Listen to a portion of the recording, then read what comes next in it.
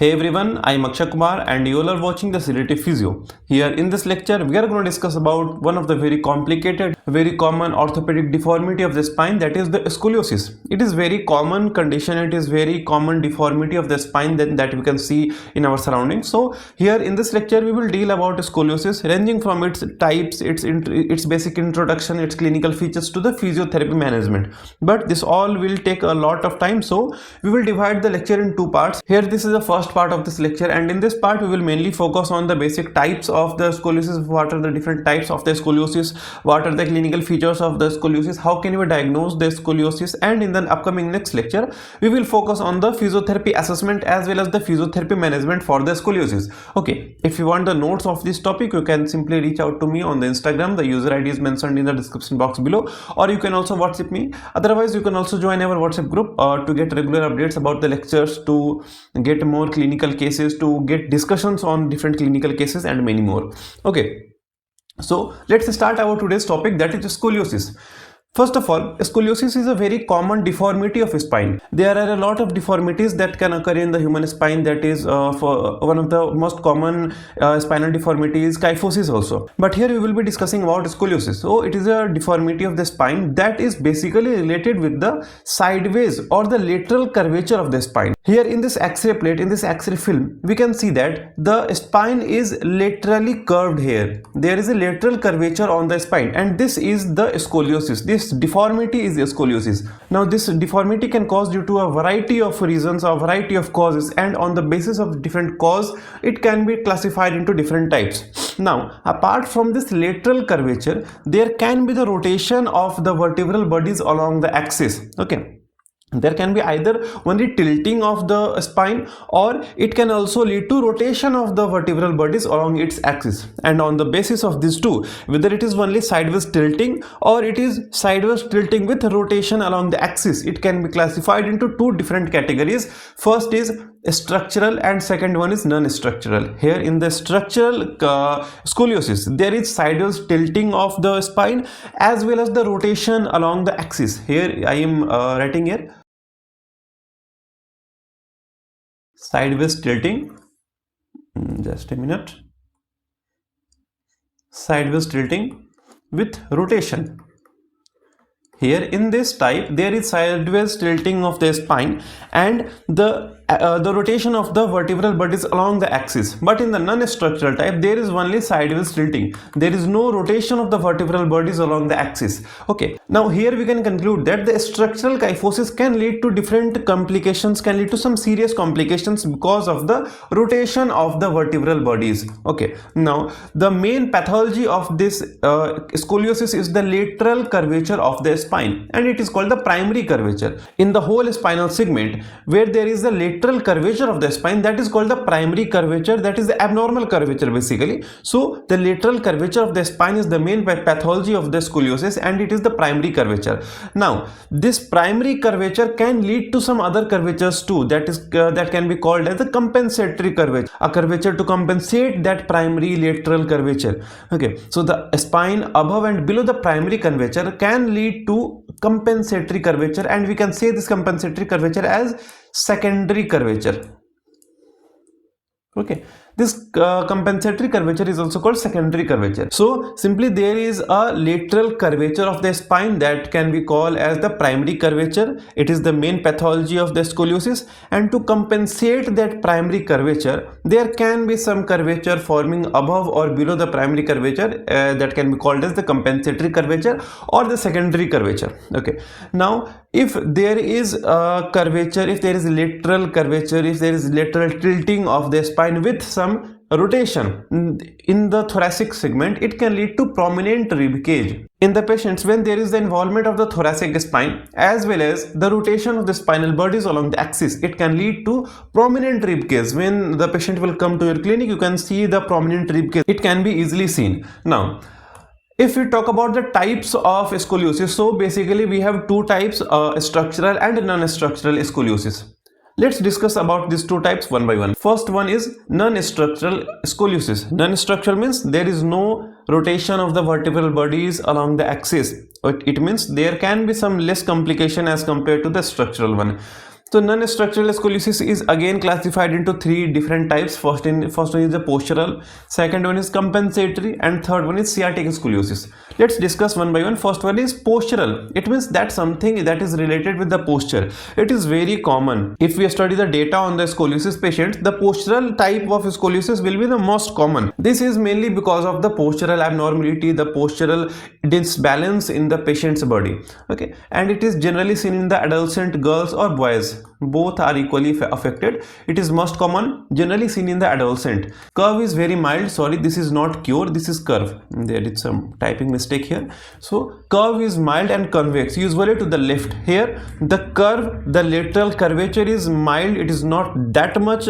Okay, the lateral curvature is mild and convex, and it is usually curved towards the left side. Its convexity will be towards the left side. The curve straightens completely when the patient bend forward. When the patient will bend forward, when there will be the flexion of the spine, the curvature will suddenly disappear. So this is the postural type of scoliosis. Now the second one is the compensatory one.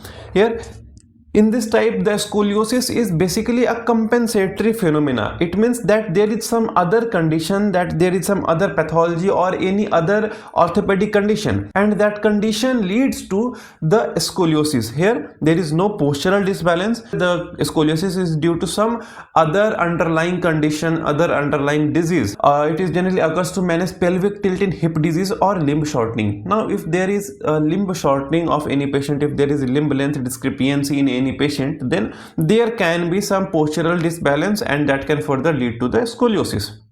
Now in such conditions, if the patient will be in the sitting position, the scoliosis will suddenly disappear. You can check it out if there is patient of limb shortening or if there is any patient with hip disease, and when we will ask the patient to sit, suddenly the scoliosis, the curvature will disappear. Now the third one is sciatic scoliosis. It is due to the unilateral painful spasm of the paraspinal muscle. Okay, if there is unilateral painful spasm of the paraspinal muscle, then it can lead to the sciatic type of scoliosis or if there is any pain through the sciatic nerve, if there is any compression in the sciatic nerve, it can also lead to some type of scoliosis. Most commonly, this type is seen in the PIVD, in the prolapsed intervertebral disc. Sciatic scoliosis is seen commonly. Okay. Now, if we talk about the structural type of scoliosis, so a structural type can be classified into total 4 types. First one is idiopathic, second one is congenital, third one is the paralytic scoliosis, and the last one is some other pathologies. Okay, first of all, idiopathic. In the structural type, idiopathic is most common. As we have discussed in the non-structural type, the postural is very most common. Here in the structural scoliosis, the idiopathic, this one is very common, most common. It may begin during infancy, childhood, or adolescence. In any of these life stages, it can develop. If you talk about the infant scoliosis, it begins usually in the first year of the life. Infant scoliosis begins in the first year of the life, and this scoliosis, this infant scoliosis can be either resolving, or progressive. It can be either resolving or progressive. Okay.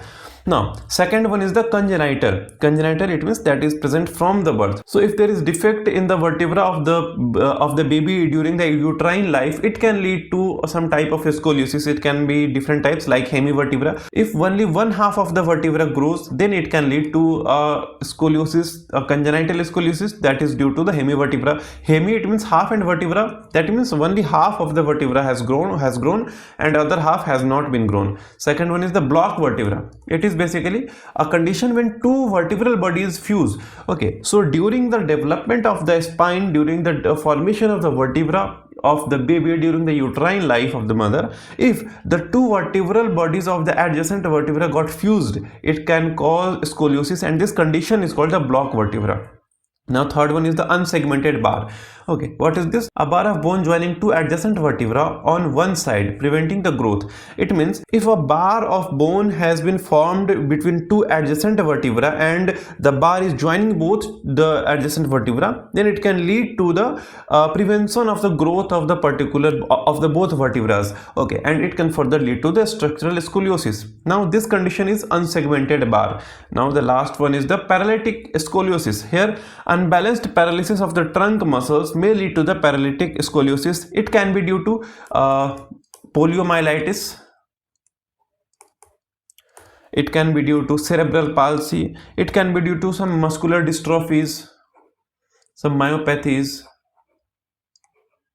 Okay, in these conditions the paralytic type of scoliosis can be seen. Now apart from this all type of scoliosis, some other pathological conditions can also lead to a structural type of scoliosis. Some pathological conditions, like one of the very common condition is neurofibromatosis. This neurofibromatosis can lead to a condition called sharp kyphoscoliosis. Kyphoscoliosis.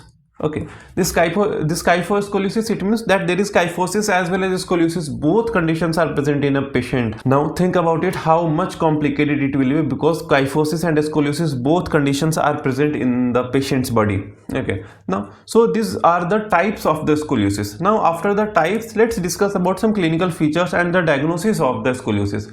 So in most of the cases, in 99% of the cases, visual deformity is the only symptom, or some back pains, some back muscle stiffness, restriction of movement can also be seen, but still the visual deformity is the only symptom as well as the only sign of the patient. You can easily classify the scoliosis by seeing the patient's curvature or by going through the X-ray as well. If we will talk about the radiological examinations just below, but here in the clinical features, in the physical examination, the visual deformity can be the only sign and only symptom.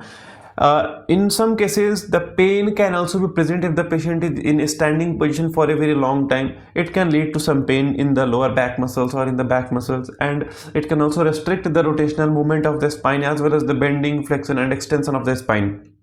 Okay.